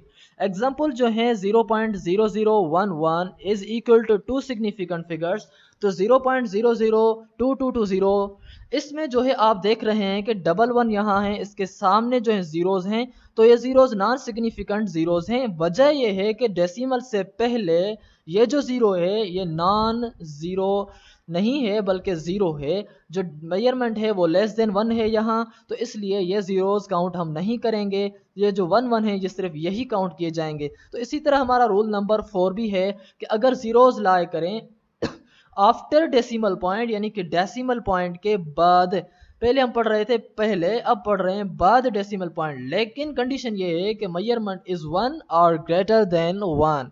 जो मेजरमेंट है कम से कम 1 हो या 1 से लेस हो, तो भले जीरोस हो पॉइंट के बाद हम उन जीरोस को काउंट करेंगे एज अ सिग्निफिकेंट फिगर्स। आप देख सकते हैं यहाँ 2 हैं लेकिन पॉइंट के बाद जीरोस हैं, उनको भी हम सिग्निफिकेंट फिगर काउंट करेंगे, क्योंकि पॉइंट से पहले जो मेजरमेंट है वो लेस देन 1 नहीं है बल्कि वो ग्रेटर देन 1 है, या 1 हो तभी काउंट करेंगे हम उसको एज अ सिग्निफिकेंट फिगर। ये है सिग्निफिकेंट फिगर्स का कि अगर जीरोस लाई करें after non zero without decimal point, यानी कि नॉन जीरो डिजिट्स के बाद जीरोज हों लेकिन वहां डेसिमल पॉइंट ना हो, such zeros are not called as significant figures. ऐसे जीरोज को हम सिग्निफिकेंट फिगर्स नहीं कहते। मसलन एग्जांपल ये है कि 50000, तो बाद में 5 के जो भी जीरोज हैं ये सारे जीरोज ये सिग्निफिकेंट नहीं कहलाएंगे, क्योंकि यहाँ डेसिमल पॉइंट नहीं है। Without decimal point the zeros lying after non 0 not called as significant figures. तो यहाँ आप सारे मिसाल देख सकते हैं। अगर आपको हमारा वीडियो पसंद आया और आप इस चैनल पर न्यू हैं तो हमारे चैनल को सब्सक्राइब, लाइक और शेयर ज़रूर कीजिएगा। हाजिर होंगे एक न्यू वीडियो के साथ, तब तक दीजिएगा इजाज़त। अल्लाह हाफिज़। हेलो गाइस, खुश आमदीद हमारे चैनल सीखो आसानी से में। आज का जो हमारा टॉपिक है वो कि एटॉमिक नंबर क्या होता है और उसकी सिंबल Z क्यों होती है और उसको यूनिट क्यों नहीं होता और वो हमेशा उसका वैल्यू होल नंबर्स में क्यों होता है। इन सारे सवालात का जवाब सिर्फ इस एक वीडियो में जानने के लिए हमारे साथ आखिर तक जुड़े रहिएगा और हम इन सारे सवालात का जवाब आपको बता देंगे। या आप जान सकते हैं कि हम सारे सवालात का जवाब इस वीडियो के थ्रू देंगे। तो हम चलो चलते हैं कि एवोगैड्रो नंबर की सिंबल जो है वो Z क्यों होती है। दरअसल बात यह है कि जो Z लफ्ज है या जो Z वर्ड है टेकन किया हुआ है वर्ड जेस्ट्रा से, जो एक ग्रीक लफ्ज है जिसका मतलब है हाफ।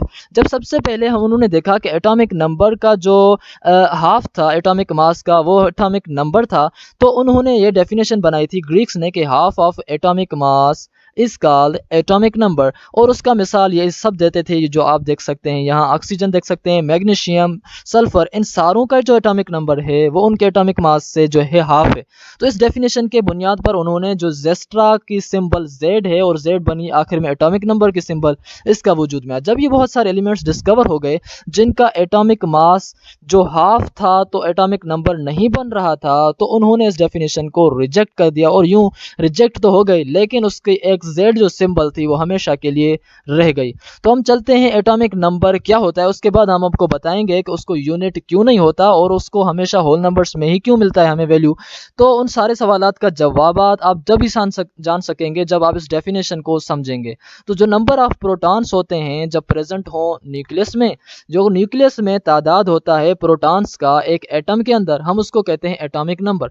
या जो तादाद होता है इलेक्ट्रॉन्स और प्रोटॉन्स का प्रेजेंट होता है एटम के अंदर, तो हम उसको भी कहते हैं एटॉमिक नंबर। लेकिन यहाँ एक बात का आपने ख्याल रखना है कि जब मैंने प्रोटॉन्स सिर्फ कहा तो मैंने न्यूक्लियस का लफ्ज लिखा है, और जब मैंने इलेक्ट्रॉन्स और प्रोटॉन्स कहा है तो मैंने एटम का लफ्ज लिखा है। इसका लॉजिक क्या है ये भी हम आपको बताते हैं। क्योंकि प्रोटॉन्स का जो तादाद है वो प्रेजेंट ही न्यूक्लियस में होता है, ये तो बात ठीक है। लेकिन जब मैंने इलेक्ट्रॉन्स कहा तो इलेक्ट्रॉन्स तो न्यूक्लियस के अंदर मौजूद नहीं होते, तो फिर मैं कहूँगा कि प्रेजेंट इन एटम। तो ये बात इस तरह है। तो number of positive charges present in nucleus of an atom is called atomic number. जो प्रोटॉन है उसकी चार्ज पॉजिटिव होती है, तो आप कहें कि तादाद प्रोटॉन्स का मौजूद हो न्यूक्लियस के अंदर, या फिर आप ऐसा कहें कि तादाद पॉजिटिव चार्जेस का मौजूद हो न्यूक्लियस के अंदर, हम उसको कहते हैं एटॉमिक नंबर। दोनों तरीकों से ठीक है। ये थी 3 डेफिनेशंस। उसके बाद हम चलते हैं उसके फार्मूले के, यानी फार्मूला इसके है कि Z is equal to A-N। तो इसकी डेफिनेशन मैथमेटिकल ये हुई कि जो एटॉमिक मास नंबर का डिफरेंस है और न्यूट्रॉन का, उसको हम कहते हैं एटॉमिक मास। यानी कि आपके पास एटॉमिक मास मिला हुआ हो और उस एटॉमिक मास से आप नंबर ऑफ न्यूट्रॉन्स कट करें तो आपको जो वैल्यू मिलेगा दरअसल वो आपका नंबर ऑफ एटॉमिक नंबर होगा। ये आप एग्जांपल यहाँ देख सकते हैं। तो इसको यूनिट क्यों नहीं होता, दरअसल बात यह है कि it is ratio of particles, क्योंकि ये जो है पार्टिकल्स का रेशो है और आप जानते हैं कि रेशो को कोई यूनिट नहीं होता, इसी वजह से एटॉमिक नंबर को भी कोई यूनिट नहीं होता। वैसे भी आप जानते हैं कि एफिशिएंसी और रेशो को इस दुनिया के अंदर कोई भी रेशो नहीं, कोई भी ऐसे नहीं कहेगा कि मैं 5 किलो पढ़ा हूँ, या जो मेरी खूबसूरती है वो 5 किलो है, या जो मैंने काम किया है वो 5 किलो है। तो इस वजह से एफिशिएंसी को और रेशो को कोई यूनिट नहीं होता इस दुनिया के अंदर। तो हमेशा वैल्यू इसका जो है होल नंबर्स में क्यों होता है, ये हमारा लास्ट सवाल है। तो एटॉमिक नंबर वो एक खास प्रॉपर्टी है एलिमेंट की जो एटॉमिक नंबर की है, जिसमें कोई भी जो वैल्यू है वो हमेशा फाउंड किया जाता है होल नंबर्स में, because it's the number of protons. ये जो तादाद है प्रोटॉन्स का, इसकी जो डेफिनेशन है वो ये है कि protons present in nucleus and they can not be halved, और उनको हम हाफ नहीं कर सकते, क्योंकि एटॉमिक नंबर की डेफिनेशन ही यही है कि जो तादाद हो जो है किनका, प्रोटॉन्स का, न्यूक्लियस के अंदर जितना तादाद होगा प्रोटॉन्स का उतना होगा नंबर एटॉमिक नंबर का। जो तादाद प्रोटॉन्स का आधा होगा ही नहीं तो एटॉमिक नंबर आधा कैसे होगा और पॉइंट्स में कैसे आएगा। मुझे उम्मीद है कि आप अगर इस चैनल पर न्यू हैं तो हमारे चैनल को ज़रूर सब्सक्राइब, लाइक और शेयर करेंगे। हाजिर होंगे एक न्यू वीडियो में, तब तक दीजिएगा इजाज़त। अल्लाह हाफिज़। खुश आमदीद असांजे चैनल सीखो आसानी से में। असांजे चैनल जो विजन ऐं मिशन आहे आसानी सां सेखारणु, चाहे उहा तारीख़ हुजे, चाहे उहे सब्जेक्ट्स हुजनि, चाहे उहे टेक्निकल प्रॉब्लम्स हुजनि। तव्हां ॼाणो था त दुनिया में केतिरा ई मुल्क, शहर ऐं ॻोठ वग़ैरह आहिनि ऐं सभु कंहिं ते के न के नाला ज़रूरु रखियल आहिनि ऐं उहे नाला कीअं पिया उन लाइ बि के न के सबबु आहिनि। साॻी तरीक़े सां असांजे हैदराबाद शहर ते हैदराबाद नालो कीअं पियो, इहे सवाल हुया जिन असांखे इहो ॿुधायो त असां हिकु अहिड़ी सीरीज़ शुरू कयूं जंहिंमें मुख़्तलिफ़ शहरनि जी तारीख़ ऐं उन्हनि जे नाले पवण मुतलिक़ असां अव्हांखे ॿुधायूं। त हलूं था हैदराबाद शहर ते नालो हैदराबाद कीअं पियो। हीउ सिंध जो ॿियो नंबर वॾो शहर आहे ऐं हिन खे रॉबर्ट रिचर्ड ब्रिटन ऐं ॿिया यूरोपी सयाह नीरोन कोट हाणोके हैदराबाद खे चवनि था ऐं चचनामे में इन खे नीरोन या नारायण कोट सॾियो वियो आहे। पर इहो आम रहियो आहे त नीरोन कोट उन पहाड़ी जो नालो आहे जंहिं ते हिन शहर यानी कि हैदराबाद शहर खे ॿधो वियो। हैदराबाद शहर जेको असल में ॿधल आहे उहो नीरोन कोट ते ॿधल आहे। हिन शहर जो असुल नालो नीरोन कोट हो या नीरोन टकर जो कोट हो। शहर हैदराबाद ते नालो हिन वक़्तु हैदर आबाद नालो कीअं पियो, हैदर छाजी वजह सां पियो, उन तरफ़ हलण खां पहिरियां अव्हांखे गुज़ारिश आहे त अव्हां असांजे चैनल खे सब्सक्राइब ऐं लाइक ऐं शेयर ज़रूरु कंदा ऐं जेके बि हैदराबाद वासी हुजनि इन्हनि में इन वीडियो खे ज़रूरु शेयर कंदा। त हलूं था वीडियो जी तरफ़। शहर हैदराबाद हज़रत अली रज़ी अल्लाह ताला अन्हु जे नाले मुबारक पुठियां ॿधल आहे। हज़रत अली रज़ी अल्लाह ताला अन्हु खे अली हैदर करे बि सॾियो वेंदो आहे। उन जी वजह सां इन हैदर पुठियां इन हैदराबाद शहर जो नालो पियो। दिलचस्प ॻाल्हि इहा आहे त इन शहर जो बीहक जो अंदाज़ बि जेको आहे उहो बिल्कुलु इस्लामी आहे ऐं हिन शहर जे जेके 8 चाड़ियूं आहिनि उहे 8 जो 8 ओलह तरफ़ लहनि थियूं।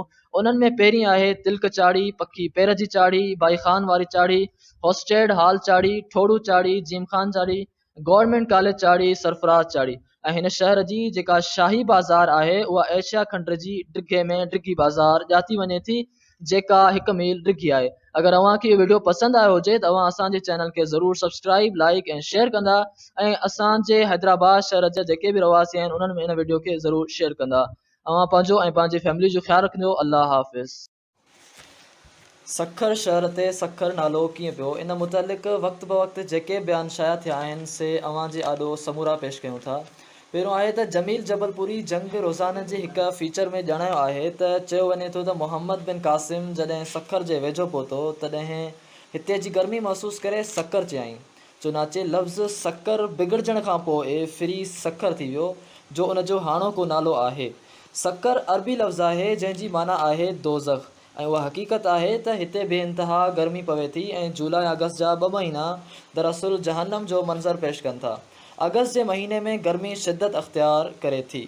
मथे बयाननि सां गॾोगॾु तारीख़ में हिकु ॿियो बि आहे त तक़सीम हिंद खां अटकल 10 साल अॻु GL स्कूल सखर जे हिकु हिंदू मास्टर मिस्टर परसराय वेरोमल मसनद सखर शहर जी तारीख़ सखर सुनहरो सखर द स्वीट जे नाले सां तसनीफ़ कई, जंहिंमें हुननि ॼाणायो आहे त मोहम्मद बिन क़ासिम जॾहिं थकल मांदल हालत में सखर पहुतो तॾहिं हिते जी शादाबी खे ॾिसी ख़ुदावंदे ताला जो शुक्र अदा कयाईं।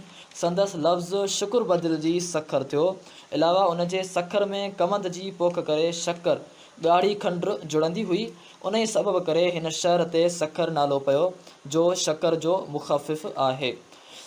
इन खां वधीक अॻिते हलण खां पहिरियां अव्हांखे गुज़ारिश आहे त अव्हां चैनल खे सब्सक्राइब कयो ऐं अव्हां जंहिं शहर सां तालुक़ु रखो था उन जो नालो कमेंट में ज़रूरु लिखंदा ताकी असां वक़्तु ब वक़्तु अव्हांजे शहरनि जो तारीख़ लिखी करे यूट्यूब ते अपलोड कंदा रहूं।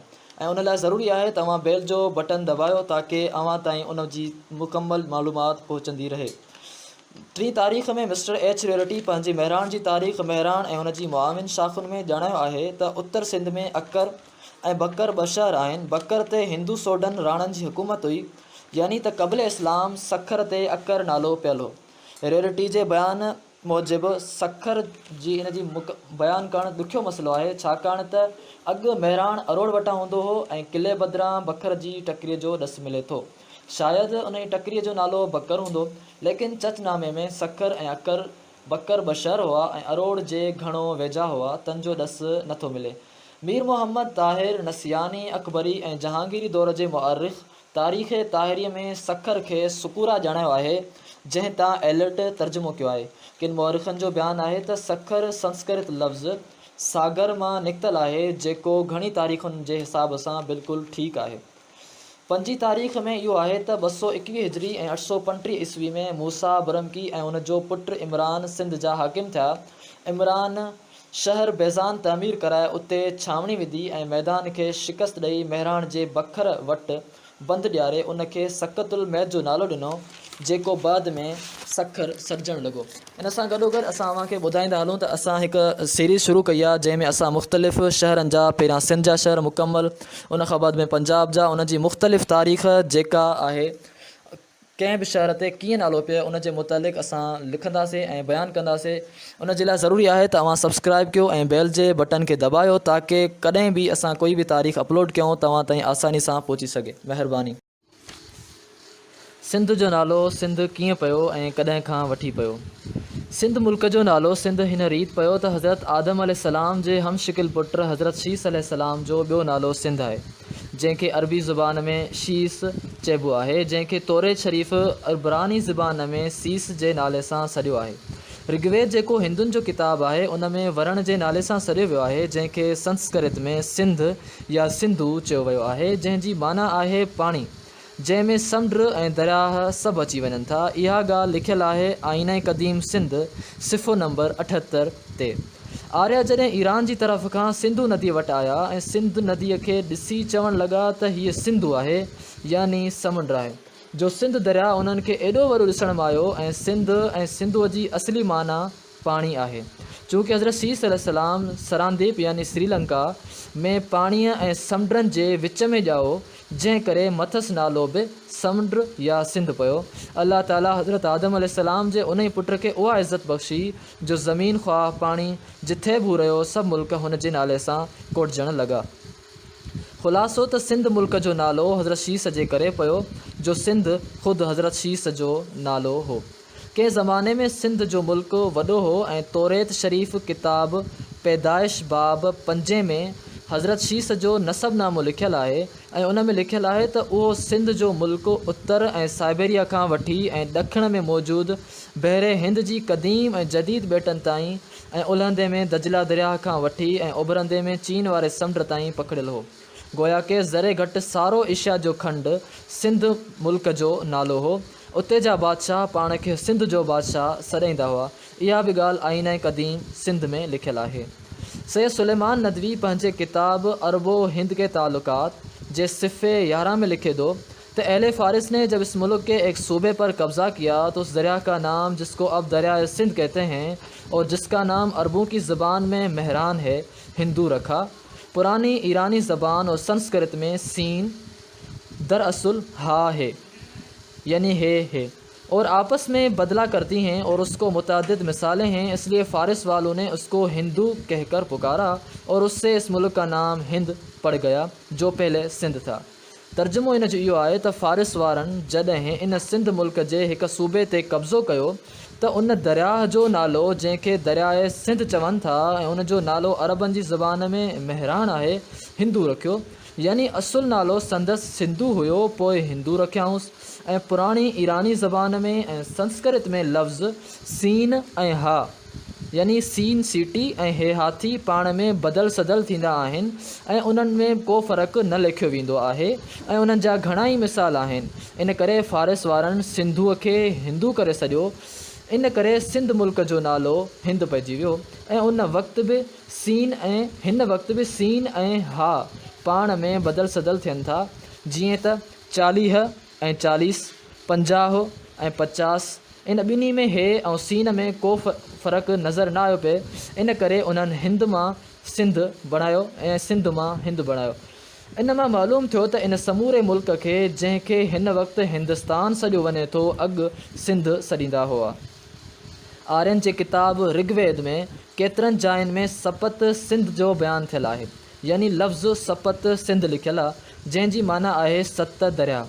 मगर उहो साॻियो ई लफ़्ज़ फ़ारसियुनि जे किताब में ज़ंदा सता किताब में हपत हिंद लिखियलु आहे, यानी जिथे पहिरियां सपत सिंध लिखियल हो उते हाणे हपत हिंद लिखियल आहे। इन हपत हिंदू देश जे रिहाकुनि खे हिंदू लक़ब सां मुलक़िब कयो आहे ऐं सिंध खे हिंद जे नाले सां मशहूरु कयो आहे। वरना हिंद जो असुलु नालो सिंध हो, यानी जेको हिंदुस्तान आहे उन जो पुराणो नालो सिंध हो। ॾिसो आईना क़दीम सिंध सिफ़ा नंबर 12 ते लिखियल आहे। यानी हिंदुस्तान जो नालो हिंदुस्तान न सिर्फ़ु मज़हब हिंदू हुजण जे करे पियो, बल्कि उन्हनि जी पोइ वजह उहा आहे। बहरहाल हिंदू मज़हब जो नालो हिंदू रखणु या सॾजण बि इलाइक़े जी वजह सां थियो हूंदो। यानी हिंद में रहण वारनि जो मज़हब हिंदू छाजे करे जो पहिरियां त हज़रत शीस खां सिंध आहे ऐं पोइ उहा फ़ारसियुनि जे करे बदिलजी हिंद थियो ऐं हिंदुनि जे मज़हब जो हिंदू नालो बि इन वजह सां पियो त हिंद जा रहवासी हिंदू आहिनि। खुश आमदीद अवां जे पंहिंजे चैनल सीखो आसानी से में। अॼु जो टॉपिक आहे त लाड़काणे ज़िले ते लाड़काणो नालो कीअं पियो ऐं लाड़काणे खे ज़िले जी हैसियत कॾहिं मिली ऐं लाड़काणे जो पुराणो नालो छा हुयो ऐं छा क़ाइदे आज़म मोहम्मद अली जनाब हिते आयो हुयो त कॾहिं आयो हुयो या हिते जी मशहूरु फ्रूट कहिड़ो आहे। उहे सभई शयूं हिन सिर्फ़ु हिकु वीडियो में असां अवां ताईं पहुचाईंदासीं। अव्वल असां अवां खे ॿुधायूं त लाड़काणे शहर ते लाड़काणो नालो कीअं पियो। दरअसल मुअन जे दड़े करे लाड़काणे ज़िले खे वॾी अहमियत हासिल आहे, मगर अहिड़नि आसारनि ऐं अञाणनि हूंदे बि लाड़काणे जी आॻाटे वजूद जो सही नमूने सां ॾस मिली नथो सघे। अलबत्ता तारीख़ में सिंधी क़ौम जी ॻोल्हा कंदे एतिरो ज़रूर मालूम थिए थो त 16वीं ईस्वी सदीअ जे विच धारे अकबरी दौर में जॾहिं मियां आदम शाह बकरी कलोड़े महदी फ़िरके जे दाई ऐं कलोड़नि जे ॾाॾे तालका डोकरीअ में पीरी ऐं मुरीदी जी बसात विछाई हुई ऐं संदसि मुरीदनि जो सिलसिलो मुल्तान ताईं छाइजी वियो, तॾहिं हाणोके लाड़काणे शहर जे हंध ते लाड़िक नाले हिकिड़ी मुसलमान क़ौम जूं भोंगियूं हुयूं जिन खे वांड बि चवनि था। बाद में जॾहिं कलोड़नि मां मियां नूर मोहम्मद ख़ान हिन किलो अॾायो त मथसि तॾहिं लाड़काणो नालो पियो ऐं लाड़काणे जो पुराणो नालो चांडको हुयो। 1 अगस्त 1901 ईस्वी में हिन शहर खे ज़िले जी हैसियत मिली। 18 अक्टूबर 1938 ईस्वी में क़ाइदे आज़म मोहम्मद अली जनाब हिते अची चुको आहे ऐं हिते जी घुमण वारी शहरनि में ऐं जॻहुनि में 5000 साल पुराणो मोहनजो दड़ो बि आहे त भुट्टो फैमिली जी मज़ार ऐं शाहनवाज़ पब्लिक लाइब्रेरी ऐं ॿियूं खोड़ अहिड़ियूं घुमण जूं शयूं आहिनि। ऐं हितां जी जेका मशहूरु फ्रूट आहे उहो आहे ज़ैतून। मूंखे उमेद आहे त तव्हांखे वीडियो ज़रूरु पसंदि आयो हूंदो। अगरि तव्हां कंहिं ॿिए शहर सां ताल्लुक़ रखो था त तव्हां पंहिंजे शहर जो नालो कमेंट में ज़रूरु लिखंदा ताकी असां उन शहर ते नाले ते वीडियो बणाए सघूं। ऐं अगरि तव्हां लाड़काणे वासियुनि खे सुञाणो था त उन्हनि में हिन वीडियो खे ज़रूरु शेयर कंदा ताकी उन्हनि जी ॼाण में इज़ाफ़ो थी सघे। हाज़िर थींदासीं हिकु नए वीडियो में हिकु नई तारीख़ सां गॾु, हिकु नई ट्रिक सां गॾु, हिकु नई स्टडी सां गॾु। नौशहरो फेरोज़ शहर ते नौशहरो फेरोज़ नालो कीअं पियो। नौशहर फेरोज़ जो क़दीम शहर कल्होड़नि जे दौर जो आबाद कयल आहे। हीउ शहर फेरोज़ ख़ान वेरर पंहिंजे मुर्शिद मियां नसीर मोहम्मद ख़ान कल्होड़े जे हुक्म सां 1657 ईस्वी में अची वसायो। 9 नंढा नंढा ॻोठ जेके थोरे थोरे पंध ते अॾियल हुआ तन खे लॾाए अची हिकु हंधि आबाद करायो वियो ऐं उन हंध जो नालो नव शहर फेरोज़ रखियो वियो। यानी हिन शहर जो नालो ॿिनि नालनि जो मुरकिब आहे, हिकु नव शहरनि वारो ऐं ॿियो फेरोज़, जंहिंखे उन ॿधायो। नव शहर फेरोज़ अॻिते हली नौशहरो फेरोज़ जे नाले सां सॾिजण लॻो। अहिड़ी तरह हिन शहर खे आबाद थिए अटकल 350 वरह थी विया आहिनि। मिर्ज़ा कलीच बैग हिन शहर जे बारे में लिखे थो, मियां नसीर मोहम्मद कलोड़े जे दौर में औरंगज़ेब जे उहिदे में 1684 ईस्वी कलोड़नि साहित्य जो परगि॒णो हथु कयो ऐं उन्हीअ जे वठण वारो फेरोज़ वेरार हो जंहिं नौशहरो फेरोज़ जो शहर ॿधो। उहो शहर 9 भाङनि में विरहायल हो जंहिंमें जुदा जुदा क़ौमुनि जा माण्हू विहारा हुआ, उन्ही करे ई उहो नालो मिलियुसि। इहो चवणु हुयो मिर्ज़ा कलीच बैग जो। मियां नसीर मोहम्मद कलोड़े सेविस्तान जे मुग़लनि खां लाखाड़ जो परगि॒णो उजारे ते हथु कयो। साथ ई परगि॒णो पिणु संदन तसरुफ़ हेठि आयो त फेरोज़ वेरर हिकु फ़क़ीर उन सरज़मीन में नौशहरे नाले हिकु शहर ॿधायो। नौशहर फेरोज़ जी क़दामत जे बारे में मुख़्तलिफ़ राया आहिनि। उन बारे में ख़ानज़ादा समी नौशहरवी बि पंहिंजे हिकु मज़मून में ख़्यालु ज़ाहिर कंदे लिखे थो त हुन जी क़दामत जो अंदाज़ो इन ॻाल्हि मां बि लॻाए सघिजे थो त हीउ शहर क़बल मसीह में नागरामान जे नाले सां मशहूरु हो। हितां जा माण्हू ॿुध धर्म जा पुॼारी हुआ। बहरहाल बाकी हिन शहर जी बी हक़ ऐं अदावत मां एतिरो ज़रूरु ज़ाहिर थिए थो त हीउ शहर कच्ची मिटीअ जे दड़े ते आबाद आहे ऐं उते ज़रूरु अॻ में को शहर ग़रक़ थियल हूंदो जंहिंजी खंडरात ते हिन शहर खे नए सिरा आबाद कयो वियो। असांजो गुमान इन ई रिवायत मां मज़बूत थिए थो त हिन जाइ ते अॻ में 8 शहर ग़रक़ थियल आहिनि। पाकिस्तान जी आज़ादी 1947 ईस्वी खां पोइ हिन शहर खे 1999 ईस्वी में ज़िलई हैसियत मिली ऐं उन जो पहिरियों deputy commissioner mister Nisar Ahmed Siddiqui मुक़ररु थियो ऐं 2001 ईस्वी ताईं ही सखर डिवीज़न जो हिस्सो हो। इन सां चैनल सीखो आसानी से जी तरफ़ खां वठंदुसि इजाज़त। पंहिंजो ख्यालु रखंदा। अल्लाह हाफ़िज़।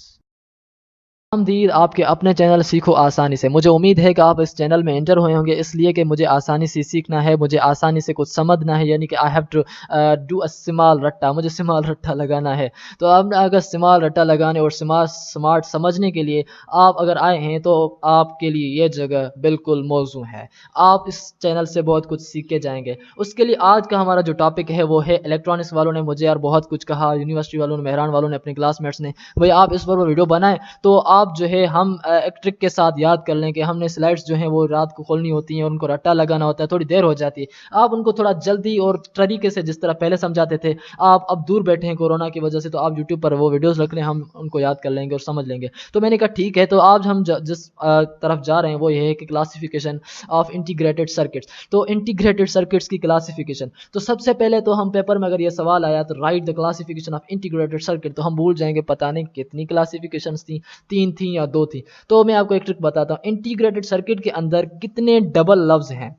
डबल ई है और ये ई है, एक टी ये है, एक टी ये है, तो एक डबल आई है, डबल आई ये है, यानी कि आई आई ई और जो है टी टी। तो ये 3 हैं जो एक किस्म के रिपीटेड लफ्ज हैं। तो इस क्लासिफिकेशन जो इंटीग्रेटेड सर्किट की वो 3 है। ट्रिक है यार, ट्रिक को याद कर लें, ठीक है। और 3 जो है क्लासिफिकेशन इंटीग्रेटेड सर्किट की। तो अब कौन सी 3 है? इस सवाल के जवाब के लिए आपने 3 चीजें, इंटीग्रेटेड सर्किट क्लासिफिकेशन, आईसी किसके लिए बनी, आईसी किसके लिए बनी और किसकी बनी और किस किस्म के मटेरियल से बनी। किसके लिए बनी? तो सर्किट फंक्शन की बेसिस पर क्लासिफिकेशन। किस चीज़ की बनी? तो फैब्रिकेशन की मेथड के बुनियाद पर क्लासिफिकेशन। किस कंपोनेंट की बनी? तो ट्रांजिस्टर टाइप बेसिस पर क्लासिफिकेशन। तो क्लासिफिकेशन की 3 किस्में हुई, एक तो सर्किट फंक्शन के बुनियाद पर, दूसरी जो है आपकी फैब्रिकेशन मेथड के बुनियाद पर, तीसरी जो है आपकी ट्रांजिस्टर टाइप के बुनियाद पर। तो हम जाते हैं classification based on fabrication method. Fabrication method के बुनियाद पर उसकी हम क्लासिफिकेशन करेंगे, वो अगेन 3 की है। तो इन अगेन 3 को याद करना इट इज डिफिकल्ट, उनको याद करना थोड़ा सा मुश्किल है। तो मुश्किल नहीं है, इस चैनल में हर चीज आसानी से हम आपको सिखाएंगे। तो मुश्किल क्यों है भाई? आपने क्लासिफिकेशन बेस्ड ऑन फैब्रिकेशन तो पढ़ा ना। तो फैब्रिकेशन का जो पहला लफ्ज है वो कौन सा है? एफ है। तो आप इस एफ को इस एफ के साथ जोड़ लें तो क्या होगा भाई? फैब्रिकेशन मेथड जैसे ही आएगा तो आपके जहन में आ जाएगा फिल्म, और जैसे जहन में आपको फिल्म आएगा तो FILM, तो फिल्म में जो एम है उस एम के साथ आप इस मोनोलिथिक को जो है वो कन्वर्ट कर दें, आप इस मोनोलिथिक को जो है वो मिला दें। आपने कहा फैब्रिकेशन, एफ मीन्स फिल्म और फिल्म का जो एम है, एम मीन्स मोनोलिथिक। अब मोनोलिथिक के अंदर जो ये एच है इसका मतलब है हाइब्रिड। तो ये हुआ ना आसान। अब आपको बिल्कुल याद करने की कोई दिक्कत नहीं होगी, आप आसानी से और आराम से सीख पाएंगे और आराम से पेपर में लिख के आएंगे जिसको आपको बड़ा याद है और आपने PhD कर रखी है। तो ठीक है। तो फैब्रिकेशन मेथड के 3 है। अब मैं भी खुद याद करता हूँ। फैब्रिकेशन मेथड में एफ मीन्स फिल्म, और फिल्म की जो एम है उस एम का मतलब है मोनोलिथिक, मोनोलिथिक में जो एच है उस एच का मतलब है हाइब्रिड। तो ये हमने तीनों याद कर ली। अब कौन सी चीज़ है समझने की भाई? अब जो है हम जाते हैं classification based on fabrication method. Fabrication के मैं अपने आप को थोड़ा जो है दूर करूं इधर, ठीक है। तो फैब्रिकेशन मेथड के बुनियाद पर एक मोनोलिथिक है। तो हम जो है दूसरी जो क्लासिफिकेशन है तीन थी ना आईसी की, तो 2 हैं, दूसरे 2 वीडियोस में बताएंगे, लेकिन इसको पूरा करके हम वीडियो को करेंगे ख़त्म। तो क्योंकि वीडियो बढ़ जाएगा और आप देखेंगे नहीं, तो क्या है कि हमने मोनोलिथिक पढ़नी है। मोनोलिथिक क्या होती है भाई? मोनो मीन्स एक, तो आप तो जानते हैं भाई, मोनो डाई ट्राई केमिस्ट्री में पढ़ के आए हैं। तो मोनो का मतलब है एक, यानी कि सिंगल, और लिथिक का मतलब है लिथोस। लिथोस मतलब है पत्थर, ये तो कम से कम आप याद कर लें यार। तो मोनोलिथोस यानी कि एक सिंगल स्टोन। तो अब इस लफ्ज, दोनों लफ्जों को लेके, सिंगल स्टोन दोनों को लेके आप इन दोनों अल्फाज में डिसएडवांटेजेस भी डाल दें, एडवांटेजेस भी डाल दें। लेकिन वो आप समझे होंगे और सोच रहे होंगे कि किस तरह मैं इन एडवांटेजेस को और डिसएडवांटेजेस को जो पहले मैंने ट्रिक बताया उसकी तरह मैं याद कर लूँ। तो ठीक है, आप याद कर लेंगे, कोई मसला नहीं। एडवांटेजेस ये हैं कि स्टोन क्या होता है भाई? सख्त होता है, रिलायबल होता है। तो इस सिंगल स्टोन यानी कि मोनोलिथिक का मतलब है सिंगल स्टोन, तो मोनोलिथिक है जो रिलायबल होती है। ठीक है, फिर मोनोलिथिक क्या होती है जी? हाई रिलायबिलिटी होती है। उसको हाई रिलायबिलिटी क्यों होती है? मोनोलिथिक में जो स्टोन है उसकी वजह से होती है।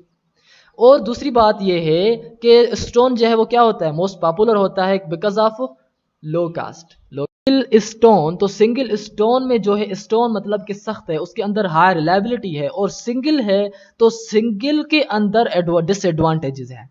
इसका मतलब ये है कि इस मोनोलिथिक आईसी के अंदर जो कंपोनेंट्स होंगे वो लिमिटेड होंगे, क्योंकि इसमें सिंगल है तो लिमिटेड कंपोनेंट्स होंगे मोनोलिथिक आईसी के अंदर। लिमिटेड कौन से होंगे जी? पैसिव होंगे। तो स्टोन जो है वो क्या फ्लेक्सिबल होता है? रबड़ की तरह खींच सकते हैं इसको हम? नहीं। तो मोनोलिथिक जो है वो आईसीज नॉट फ्लेक्सिबल होती हैं। जिस तरह स्टोन फ्लेक्सिबल नहीं होता, इस तरह मोनोलिथिक आईसीज भी फ्लेक्सिबल नहीं होती। यही वजह है कि मोनोलिथिक आईसीज फ्लेक्सिबल नहीं होती, वो रिलायबल होती हैं। वो सारी खासियात जो हैं वो एक पत्थर में भी हैं, तो इसका नाम भी हमने मोनोलिथिक स्टोन रख दिया। तो भाई उन्होंने भी जो नाम रखा होगा, मैं जो आपको एक कॉन्सेप्ट बता रहा हूँ, इस कॉन्सेप्ट के बुनियाद पर ही रखा होगा, श्योरिटी नहीं दे रहा, रखा होगा। ठीक है, तो most popular because of low cost एक हो गई इसके अंदर आपने कहा। और दूसरी हाई रिलायबल क्यों है? हाई रिलायबल इसलिए कि सिंगल स्टोन जो है वो रिलायबल होता है। और आइसोलेशन जो है उसकी वीकनेस होती है, आइसोलेशन वीकनेस। और limited range of passive component, single है तो सिंगल का मतलब इसकी लिमिटेड रेंज है। तो circuit design is not flexible, जो उसकी सर्किट की डिजाइन है ना वो फ्लेक्सिबल नहीं होती, क्योंकि स्टोन खुद फ्लेक्सिबल नहीं होता। तो दूसरे वीडियो में हम जाएंगे इस तरफ के classification based on fabrication method.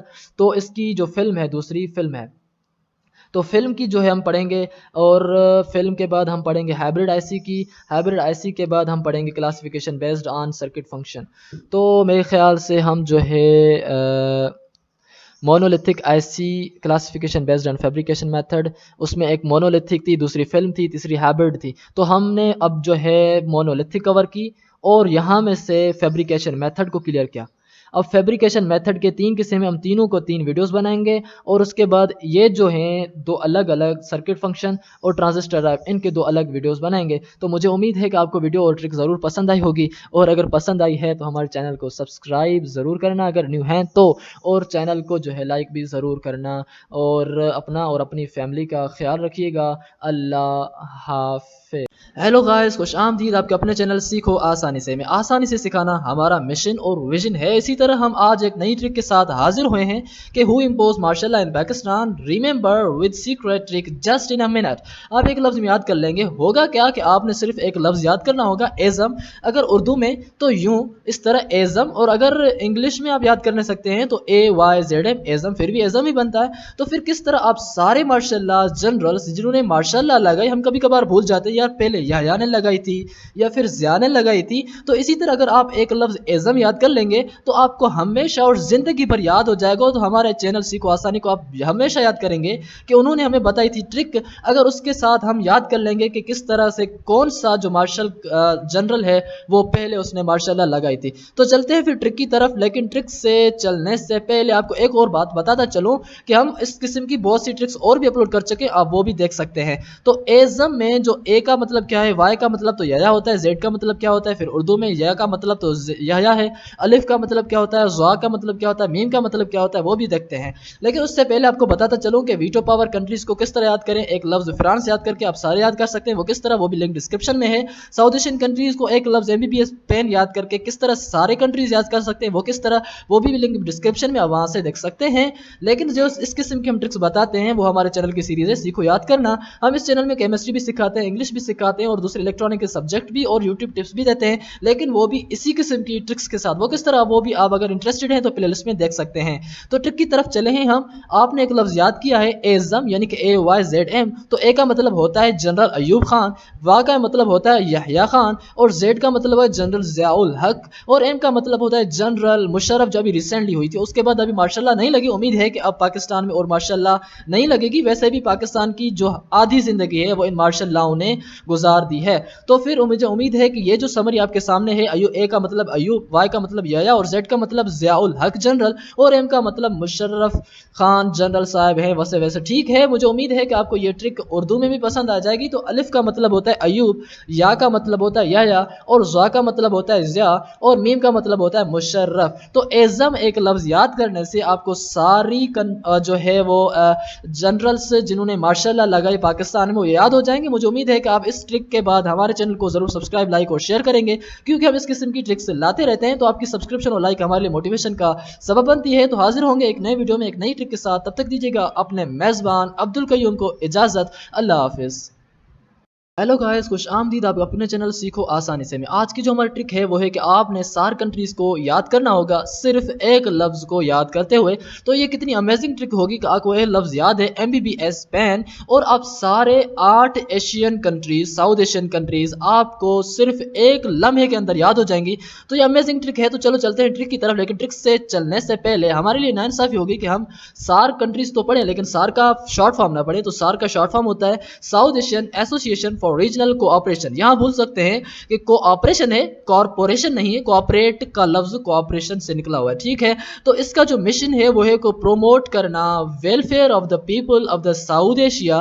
कितनी वेलफेयर कर रहे हैं और कितना प्रोमोट कर रहे हैं वो तो हम सब जानते हैं। और दूसरी है प्रोमोट एक्टिव कोलाबोरेशन, वो कितने एक्टिव हैं, आपस में रोजाना लड़ रहे हैं, वो भी अलग बात है। लेकिन फिर भी हम सार कंट्रीज को याद करने के लिए हमारे पास एक ट्रिक है, और ट्रिक से चलने से पहले आपसे गुजारिश है कि आप हमारे चैनल को जरूर सब्सक्राइब, लाइक और शेयर जरूर कीजिएगा, क्योंकि हम इस किस्म की ट्रिक्स लाते रहते हैं।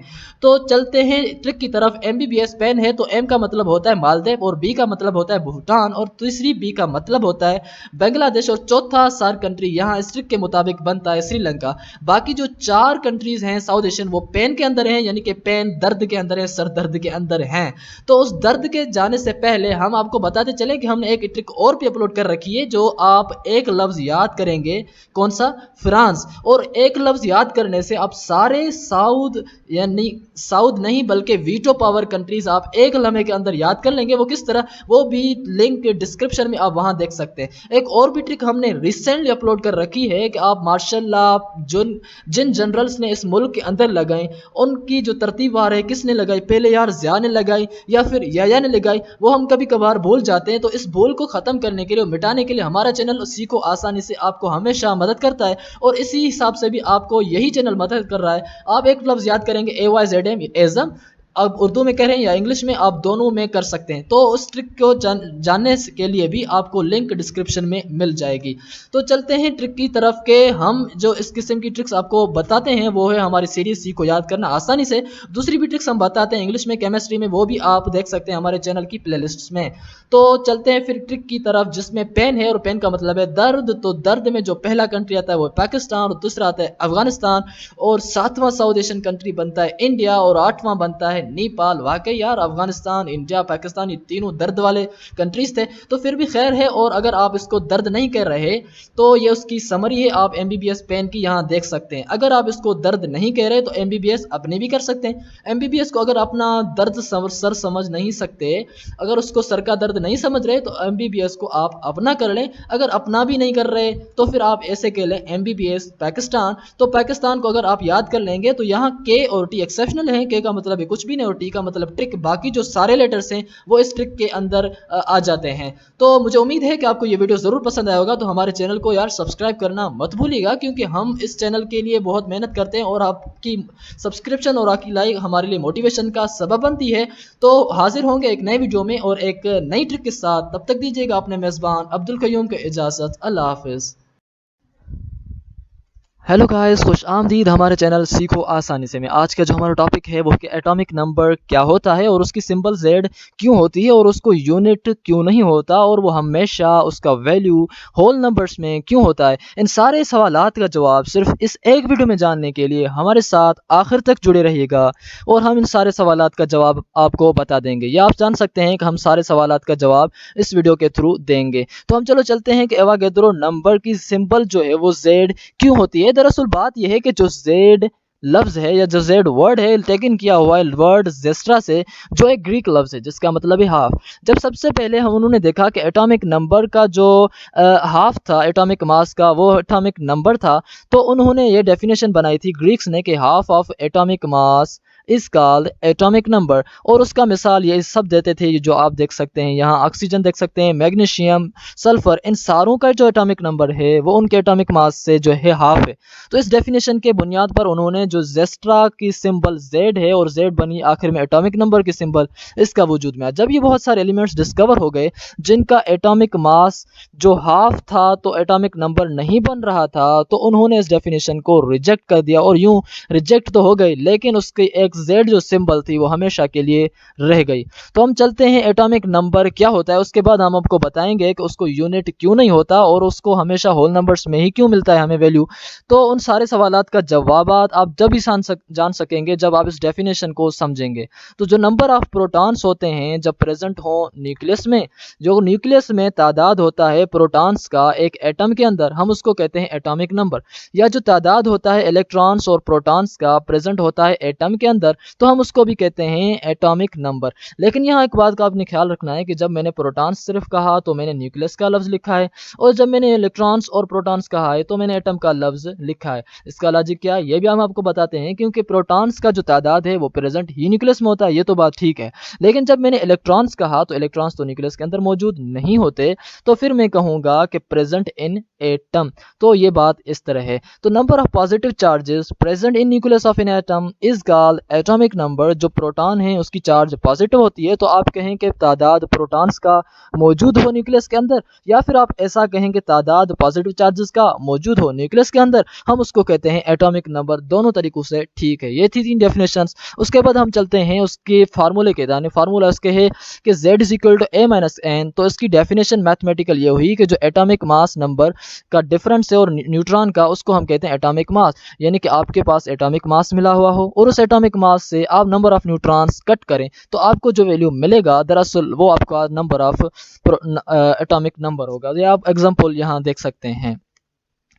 तो इसको यूनिट क्यों नहीं होता, दरअसल बात यह है कि it is ratio of particles, क्योंकि ये जो है पार्टिकल्स का रेशो है और आप जानते हैं कि रेशो को कोई यूनिट नहीं होता, इसी वजह से एटॉमिक नंबर को भी कोई यूनिट नहीं होता। वैसे भी आप जानते हैं कि एफिशिएंसी और रेशो को इस दुनिया के अंदर कोई भी रेशो नहीं, कोई भी ऐसे नहीं कहेगा कि मैं 5 किलो पढ़ा हूँ, या जो मेरी खूबसूरती है वो 5 किलो है, या जो मैंने काम किया है वो 5 किलो है। तो इस वजह से एफिशिएंसी को और रेशो को कोई यूनिट नहीं होता इस दुनिया के अंदर। तो हमेशा वैल्यू इसका जो है होल नंबर्स में क्यों होता है, ये हमारा लास्ट सवाल है।